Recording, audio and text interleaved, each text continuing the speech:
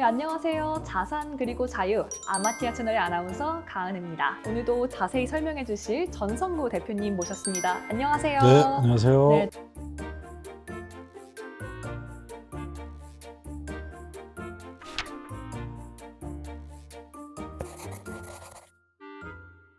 저희가 지난 시간에는 주식을 어떤 방식으로 어떤 절차를 거쳐서 납부하는지를 알아봤죠. 근데 이번 시간에는 조금 뜬구름 잡는 얘기긴 한데 언제 그럼 주식을 증여하는 게 좋을까요? 제일 많이 물어보시는 질문 중에 하나인데요. 솔직히 정확한 시기를 말씀드린다는 것은 어렵습니다. 어떻게 보면 당연한 말씀이긴 하지만은 이 상승 추세에 있으면은 지금 바로 증여하는 것이 좋고, 하락 추세면은 지켜봤다가 나중에 증여하는 것이 유리한데, 제일 중요한 게 그런 고민을 지금 해야지 더 유리한 결정을 할 수 있다, 기회가 네. 있다 네. 라는 말씀을 드리고요. 그 증여 시기에 관한 것인데 몇 가지 한번 말씀드려 볼게요. 첫 번째는 미리미리 나누어 증여를 한다, 네. 라는 말씀을 드리고 싶은데, 예를 들면 똑같은 금액 40억 원을 증여를 한다고 봤을 때 20억 원씩 나누어서, 그러니까 10년이 지난 다음에 20억 원을 증여해서 총 40억 원을 증여했을 때랑 한 번에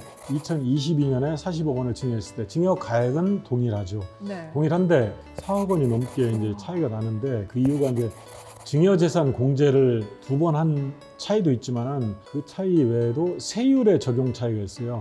증여재산 가액이 높아지면 높아질수록 적용되는 세율이 많다고 그랬잖아요. 네. 그래서 한 번에 40억 원을 증여했을 때는 최고 세율 50%를 적용을 받게 되지만은 따로따로 나눠서 증여할 때는 40% 세율을 적용을 받기 때문에 그것만 해도 세금 차이가 사실 어마어마한 거죠. 늦추면 늦출수록 선택의 폭은 줄어들고 어려워지는 거죠. 전에 또 제가 신문에 보니까 주식을 증여했는데 그 이후에 주가가 폭락한 적이 있어요. 그래서 이 증여를 취소하고 다시 차후에 증여를 한 적이 있는데 이런 경우가 가능한가요? 예, 가능합니다. 이게 증여는 민법상 취소가 가능합니다.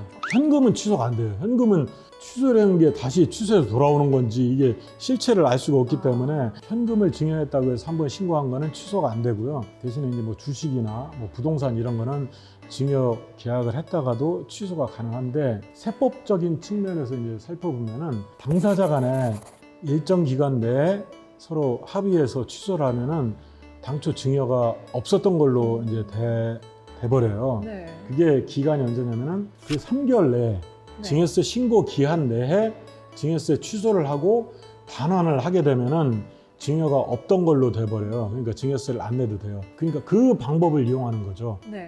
주식 증여세 골든타임은 3개월이다 이렇게 말씀하실 수 있겠네요. 네.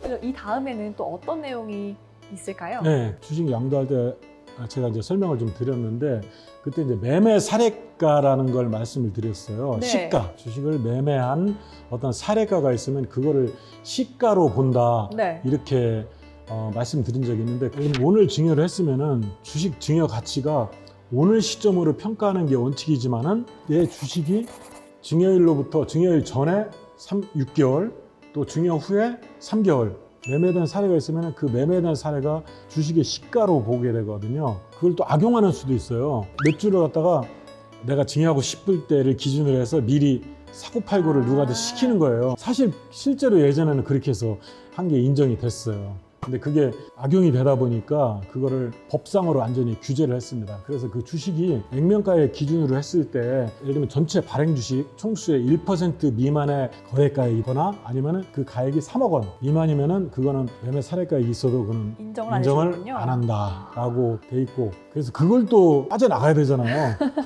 빠져나가기 위해서 그 금액 이상으로 해서 또 매매 사례가액이 이렇게 형성이 되는 경우가 있어요. 네. 세무당국, 과세관청에서는 그런 걸 또 유심히 관찰합니다. 네. 어떻게 이런 세금의 흐름이 변화가 됐고 어떻게 악용됐고 또 이걸 어떻게 고쳤는지까지 정확하게 다 알고 계시네요. 와, 네. 정말 대단하신 것 같습니다.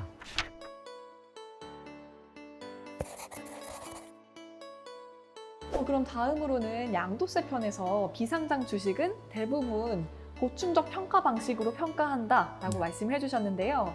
이때 또 증여할 때 순손익 3 그리고 순자산 2 이렇게 비율로 계산을 한다라고 말씀해 주셨는데 네. 이렇게 할 때는 보충적 평가 방식이 더 중요한 거 아닌가요? 네, 비상장 주식을 매매하거나 증여하거나 할 때는 다 보충적 평가액에 의해서 하신다고 생각하시면 되고요. 보충적 평가 방법을 할 때는 순손익의 비중이 가장 크거든요. 그래서 그 순손익 가치에 관심을 두셔야 되는데 순손익도 그냥 한 개년도만 가지고 한다고는 하는 게 아니고 네. 3개년도를 가지고 쓰죠? 말씀드렸잖아요.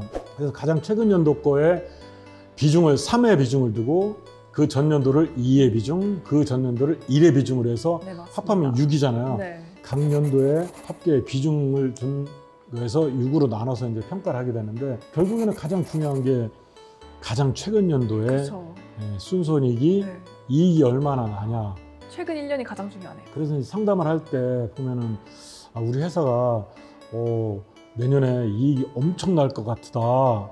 그러면 어떻게 하냐? 미리 하라고 말씀드리고 네. 미리 하지 못할 것 같으면은 나중에, 늦춰라 아예 라고 나중에. 말씀을 드리고 근데 회사의 이익이라는 게 갑자기 무슨 돌발 상황으로 인해서 급격히 증가할 수도 있고 낮아질 수도 있거든요. 화재가 나가지고 갑자기 손실이 커졌다든지 화재로 해서 이익이 더 많이 나는 경우도 있어요. 그래요? 보험금을 내가 더 많이 받을 수도 있거든요. 또 아니면은 회사의 자산을 갖다가 부동산을 큰 거를 팔았어요. 네. 그거는 회사에 사실 영업 이익하고는 관계가 없지만은 회사에 이제 그만큼 이익이 생긴 거거든요. 그것도 세금을 다 내는 거니까 그런 우발적인 상황, 일시적인 그런 상황일 경우에 손익 가치를 추정해서 평가하는 그런 방법이 있어요. 이게 뭐 자주 쓰여지진 않지만은 회사에 그런 급격한 어떤 일시 우발적인 사건이 있는데 주식을 평가해야 될 필요성이 있다라면은 그때 전문가하고 한 번 더 상의를 하시면은 더 좋을 것 같습니다. 좋습니다. 주식 증여 시점을 선택할 때 네. 회사의 이익이 얼마인지도 중요하지만 네네. 결국에 회사가 보유하고 있는 자산 가치가 얼마인지도 상당히 중요할 것 같은데요. 네, 그렇습니다. 일반적인 회사의 경우는 그 손익 가치의 비중이 크기 때문에 그에 중점을 두셔야 되는데 부동산이 많은 회사들 네. 그런 경우에는 자산의 비중을 더 높이 두거든요. 그렇죠. 반대로 순자산 3, 3, 순손익 2. 2의 비중을 두기 때문에 그 자산 비중을 잘 두셔야 되는데 근데 회사 주식 평가할 때 순자산 가치만으로도 평가하는 경우가 있다고 제가 말씀드렸어요. 예를 들면 3년 미만 된 회사 네. 아니면 회사가 뭐 휴업 상태이거나 네. 뭐 결손 상태이거나 그런 경우에는 이제 3년이 지난 이후에 갑자기 엄청 이익이 급증할 것으로 생각이 돼요. 3년이 지난 다음에 주식을 증여하게 되면은 주식 가치가 엄청 손해겠네요. 높아지잖아요. 네. 그러니까 순자산 가치로만 평가하면 훨씬 더 유리한 경우가 생길 수가 있겠습니다. 현 위치가 어딘지를 정확히 파악하고 네. 이런 거 분석하는 또 이제 전문가와 함께 또 상담하는 것들이 상당히 네. 중요하겠네요. 예, 그렇습니다. 네. 또 회사의 채무가 많으면 자산 가치가 줄어들어서 주식의 가치도 떨어지지 않나요?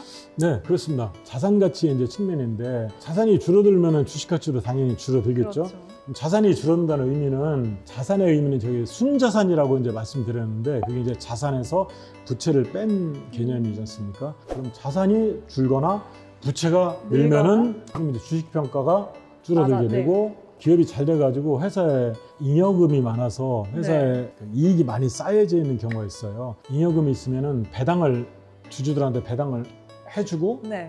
그만큼 현금이 사라지기 때문에 주식 가치가 자산 가치가 줄어드니까 주식 가치로 줄어들게 되겠죠. 네. 다만 배당을 하게 되면은 배당을 받는 사람은 소득세를 내야 되는 경우는 있지만은 배당을 할 수도 있고 또 만약 주식을 증여하는데 이미 자녀가 또 주식을 가지고 있어요. 네. 그럼 자녀도 주주이기 때문에 자녀한테 배당을 하게 되면은 그 배당으로 또 증여세를 낼 수 있는 재원도 마련할 수 있기 때문에 그런 것까지 복합적으로 이렇게 고려를 하시면은 좋겠습니다. 또 이 모든 게 사실 온전히 증여세의 관점에서 본 거잖아요. 네. 그래서 사실 비상장 회사가 어떻게 보면 상장을 준비할 때도 있을 거고요. 각 회사의 어떤 성장 과정이나 사정에 또 따라서 달라질 수가 있을 것 같다는 생각이 들었어요. 네. 그래서 역시나 자세하고 또 정확한 거는 우리 베테랑이신 전성우 대표님한테 찾아가서 함께 좀 상담해보는 게 더 정확할 것 같다는 생각이 드는데 맞나요?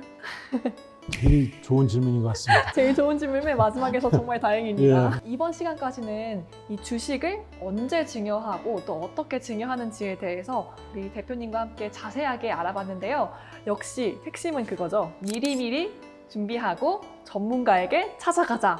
이게 전 사실 핵심이라고 생각이 들었습니다. 그래서 오늘도 너무나도 고생해주신 우리 전성우 대표님께 다시 한번 감사 인사를 드립니다. 네, 수고하셨습니다. 궁금한 점이 생기시면 언제든지 아래 댓글 혹은 저에게 연락을 주시면 저희가 컨설팅 혹은 연락처 드릴 테니까요. 언제든지 물어봐 주시면 감사하겠습니다. 저희는 다음 회차에서 또 만나 뵙도록 할게요. 지금까지 수고해주신 우리 대표님 너무나 감사드립니다. 감사합니다. 다음 시간에 뵙겠습니다.